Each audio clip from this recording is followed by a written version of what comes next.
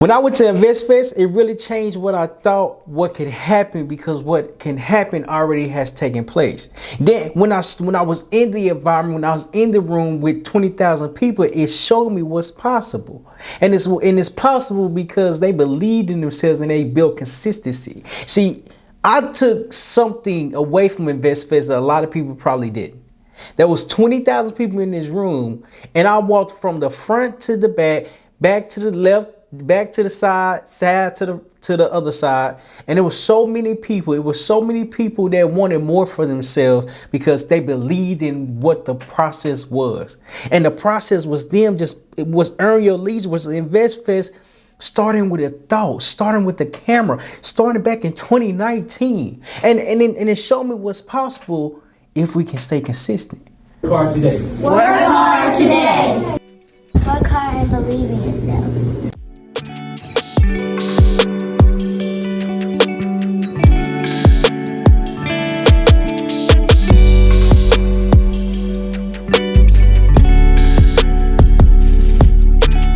I think you might be like one play away from being one of those guys, because I'm seeing you do the groundwork, and then you got books.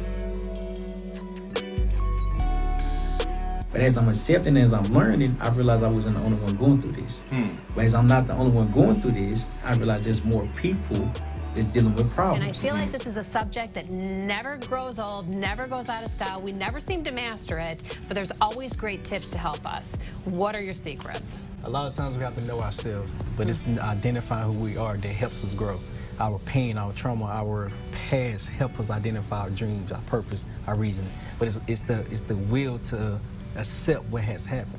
I didn't even know it was gonna be an author. I didn't even know it was gonna be a public speaker. I didn't know it was gonna be all these things that I am now. Yeah. But I trust the process. I believe In myself. I see something here, but I don't know what's here.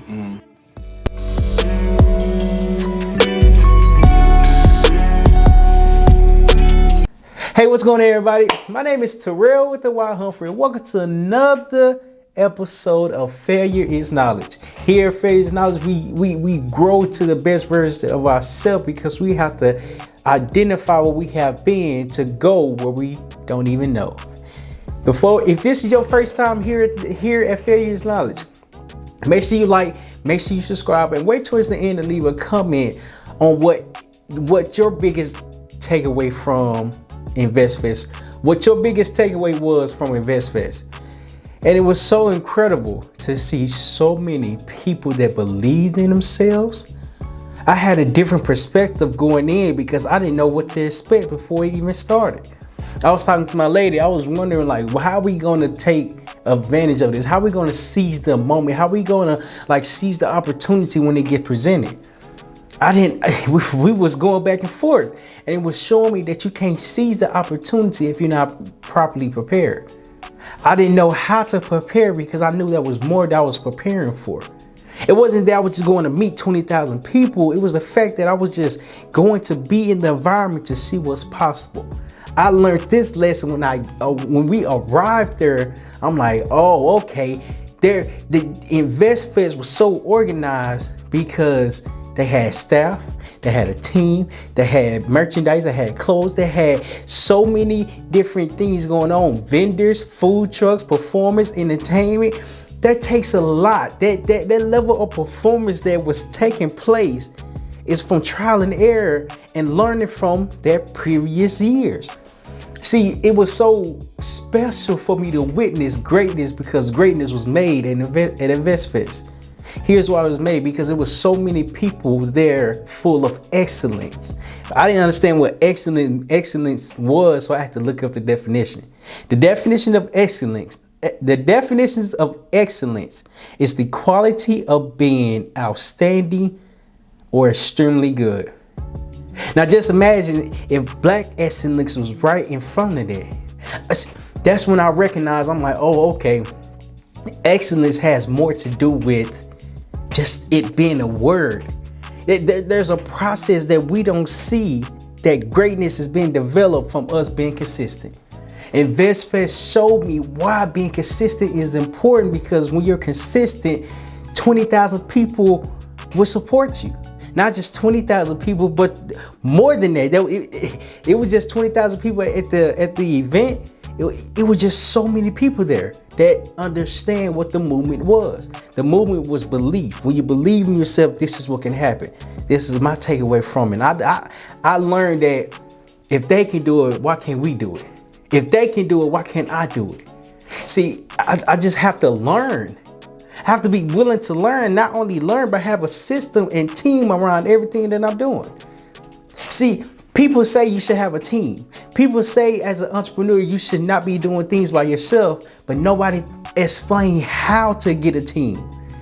Why the team? Yes, you should get a team to get your hands out, to get your hands off of everything, but how to get the mindset and the correct timing of building a team. See, my biggest downfall was that I was trying to do everything with no help because I didn't know how to go get help because I didn't know how to find it. See, that's what I learned. I'm like, oh, okay, I have to keep learning. I have to keep hearing this one particular thing because this one particular thing must have some type of value to it, must have some type of excellence to it. When Diddy got up there and spoke, I just knew he had a team around him. I just knew he had a team around him because Earn Your Leisure had a team around them. And I remember it was this one segment that we was sitting down listening to. It was a podcast segment with Ash Cash, with hello, something the barber, Vic the barber. I think Vic the barber. I forgot his name. But it was a cameraman, it was a camera crew, it was a display, it was a podcast stage. Like everything was going on, but it was so special because the people that was doing the interviews, that was doing the conversations, was not touching the equipment. And then I was speaking with Derek, I believe his name, I can't think of his name, but it was a gentleman I was sitting right beside, and he was like that he's been in real estate for 10 years. So when me and him got to talking, I started bringing up the team terminology. The team terminology was just in my head because I didn't know what it was. I said, look at all these people that's setting up all these cameras. I said, where are Earn Your Leisure? Where is Earn Your Leisure? Where are they at? They're not even here. They're not even touching the equipment. InvestFest showed me what's possible when we understand what systems are, what organizations looks like. And now when I was walking in the stadium, I'm just picturing the stadium being empty. And as it's empty, I'm like, how are y'all painting this picture for the experience for us being the audience? Because how it wasn't like that. Because of course you got to walk the stadium and see how you would like for it to be presented. But it was so many chairs, so many rows. I didn't even count how many rows and sections there was. It was just a lot. It was 20,000 people worth. It was a lot. People were sitting down, yet people was also standing up. So I'm like, okay, luckily we had the front row seats. We had the front row seats. When we had the front row seats, it allowed me to see what they have done. And it told me and it showed me like, I'm like, okay, it's possible. But how is it possible? How do you build a team? I had to work on myself. I didn't understand me working on myself was learning how to communicate. I can't have a team if I'm not able to communicate proper instructions. That's why it's so important to work on yourself. I didn't understand the importance of working on yourself until everything got discovered. When I was at InvestFest, this is what got discovered. The power of belief, the power of team, power of education, power of networking and connections, the power of just being there in the room and being able to meet more people. I remember my first networking event that I went to, it was a sub 2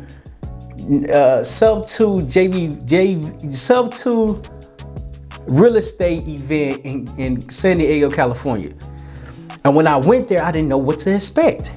I didn't know what to expect because I'd never been there. So I had on slides, some sweatpants, and a black t-shirt. Not this one, but I had another black shirt on. And when I went there, my first interaction, my first encounterment with a person was Mitch Rory. This man came up to me, he was like, "Hi, I'm Mitch." said, hi, I'm Terrell. He said, hey, I'm Mitch. I said, hey, I'm Terrell. He said, hey, I'm Mitch. I said, hey, I'm Terrell. He said, it's nice to meet you. I said, nice to meet you too. But me going to that event just showed me that there's good people willing to win together. There's people that want to win together. We just got to get around the right people that's showing us how to win together. Because my first networking event came back to the Invest Fest and me just thinking, I'm like, oh, okay. How can I prepare for this? I was thinking of so many ways to prepare for this. I was gonna get some business cards that said Invest Fest follow up with on the back. It was gonna have a QR code. It was a great idea. I should have done it. I should have done it. I should have done that idea. But I'll probably still do it next year. Because it was so great. But I didn't do it. Me and my lady, we was talking. She was like, yeah, I don't think that's a good idea. I said, maybe, what if I switch up the font and then it won't appear like it's the logo? You know what I mean? It say Invest Fest follow up, but it won't be the exact logo. So I was just in my head, I was thinking the best way to do, the best way to seize the opportunity, but I didn't understand the opportunity was me being in the room. That was the opportunity because I was able to see what can be done. That's why when I got there, I was like, yeah, whatever happens, happens. I'm not trying to work the room. I had watched this podcast. Shout out to Social Proof Podcast with Dunny and David, with Dunny Wiggins and David Shands. They spoke about this. And when Dunny spoke about this, she was like, don't work the room. Don't work the room, because when you work the room, you can't make valuable connections. You can't make valuable relationships. And when she said that, it really like triggered a memory, because I remember when I went to my third networking event, I'm like, cool. I'm gonna have me a piece of paper that had a first name, what area you market in for real estate, how many deals are you closing per month or whatnot. And JV partner, what are you buying? Land, single family residence, multi-family units. It was great. I don't even know where it's at, but it was great. It was so great. That was the smartest I ever done. So I had 50 copies of that one particular paper, that one sign-up sheet. It was kind of like a sign-up sheet, but I wanted to get everybody's number. Yeah, I didn't recognize that me getting everybody's numbers is saying I can't really build a relationship with everybody. Because what do I have to offer? How can we build a relationship if I'm just asking for things? At the time, I didn't know what a relationship was. I didn't know how to build one. I didn't know how to nurture one. I didn't know how to respect the other person, let the other person respect me, and now we can constantly build. Yes, my first encounter with Mitch Roy was incredible. It led me to meet so many other incredible people.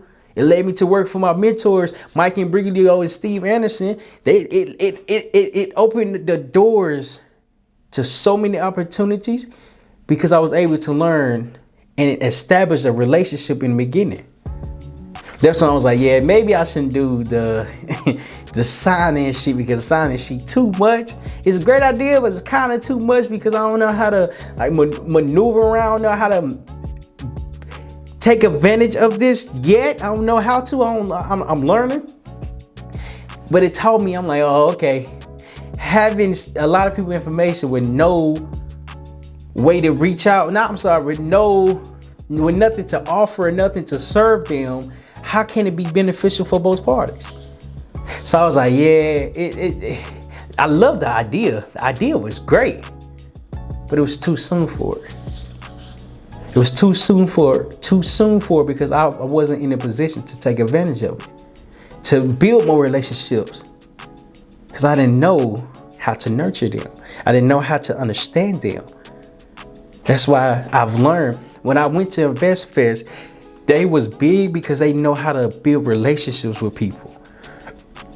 They was big because they learned how to develop a give and a take type of relationship, rather than constantly taking. How can I give you something that you're looking for? See, Invest Fest was so much bigger to me Yes, 20,000 people there. Yes, Diddy was there. Yes, Robert Smith was there. Yes, so many other influential people was there. But it started from a thought. It started from them taking action and believing in themselves. They believed in themselves, but earlier leaders believed in themselves, and now the world can see why they believe in themselves. Because consistency pays. It pays to be consistent for yourself. When I walked in that room, belief hit me. Because it wasn't the fact of who I can meet, it's how can I do this as well. So that way, as I'm doing this, I can meet tons of people. I can build tons of relationships. I can have multiple things to nurture, multiple people to nurture, to bring value for, and then bring value to me. Because it's possible. See, we can't become what we don't see, when we don't understand. We can become when we learn. And then I went to another networking event, September of 2022. This one was when I met my first billionaire. It was Grant Cardone. And when I met him, he didn't even seem real. But the people that was in the room, it was so, I was so blown away. I didn't even know who was in the room. I only knew like a couple people. A couple, I'm talking about 2 out of maybe 70 or 80 people. I only knew a small portion, a small piece of the pie, the people that was in the room, but the people that was in the room was making tens and millions of dollars. And Greg Cardone was like, this room has a total network amount of $1.9 billion. And he was like, that's minus my income. I said, you must not be counting mines, because I know mine's not in there. I know mine's not in there. I just know it. I know you ain't counting mine. Well, even if you was counting, it wouldn't have made no difference. It wouldn't have. I guarantee it wouldn't have made no difference. But to be in that room showed me what's possible. It showed me what's possible.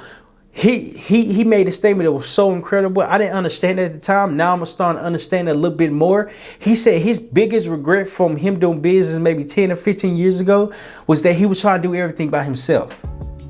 That event was saying like, listen, we don't have to do it by ourselves. How can we do it together? He was like, when he said that, I didn't think about it. It didn't even register to me. It didn't even make sense to me. I'm like, okay, you tried to do business by yourself and now you're trying to work with everybody else. I mean, I guess that's smart. I don't understand it yet. I mean, but cool. Fast forward to 2023. Now I'm understanding why collaboration is so important. Why working with other people experiences and their audience is so important. It showed me what's possible. It showed me what's possible. And mind you, I wasn't even supposed to be in the event. I wasn't even supposed to be in Greg Cardone networking event in September. Luckily enough, he put an ad on Twitter. When he put the ad on Twitter, I applied for it. And here's how I know I wasn't supposed to be in there. Correction. Hello. Here's how I know I took advantage. No. Here's how I seized the opportunity. Because I didn't even get invited. Here's how. Because the guy that I had familiar grounds with, because we was in the Marine Corps, I said about him because he was the only person I knew. Then when I went in, I saw Evan Carmark. I was like, damn, that's him. Then we got to talking. Then he asked me, do I have a YouTube? I said, yes. He said, what's your YouTube? I said, my YouTube is Failure's Knowledge. He said, huh?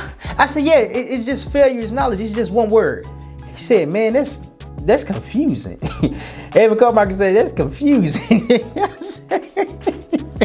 I had a name tag on and he looked at my name. 5 seconds, he was like, why don't you just introduce yourself as Terrell with the Y? I'm like, I never thought about it. I never thought about that. He was like, yeah, just give it a try. just give it a try. I said, okay. So that's what I did. So when I sat by the guy that I was familiar with, his name is Anthony Glenn, I believe. Anthony Glenn. He was in the Marine Corps. So I'm sitting by him. Look, oddly enough, we in the front row again. Well, I'm in the front row section. It was kind of like an office. Now, it was, I don't know how to describe it. It was a big conference room, put it like that.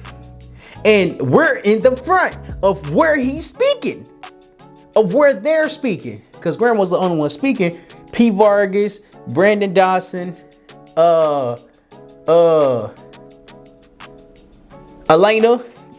Cardone, his Grant Cardone wife. They was like right there in front of you where I can like see them. As they was talking, Glenn asked me, he was like, how did you get invited? I said, invited? I didn't get invited. He said, what you mean? I said, man, I just filled out a Twitter ad and I came. I said, how'd you get invited? He said, Grant Cardone. I said, huh, it must be nice. I'm not cool with him like that. I don't know the man. Congratulations. But he showed me what's possible. He showed me what's possible. When I went to the event at an Invest Fest, they showed me what's possible because I was familiar with being in the room. Not just that particular room, but other opportunities. That's when it hit me like, oh, okay. You have to have strategies to be and change who you want to become. It's possible, yet it's possible nonetheless. If you're not trying and attempting, nothing would be possible. InvestFest had a phone. I'm sorry, Earn Your Leisure started with a phone.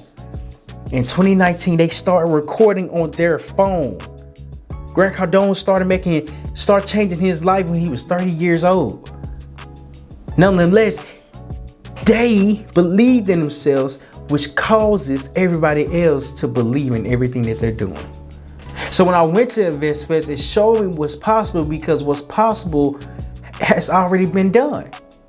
We just have to get exposed. We just have to be open to learning what this information is.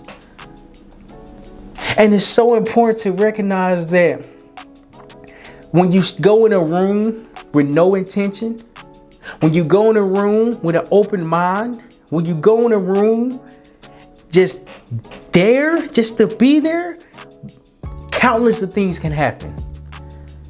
Countless of opportunities can get discovered. Because one, I'm always open to learning. I'm always open to learning. I never close the door to learn new information. Two, it's possible because we're in the room, we see what's going on with our own eyes. Three, we just have to believe. We just have to believe in the action that we're taking today will pay off in the future.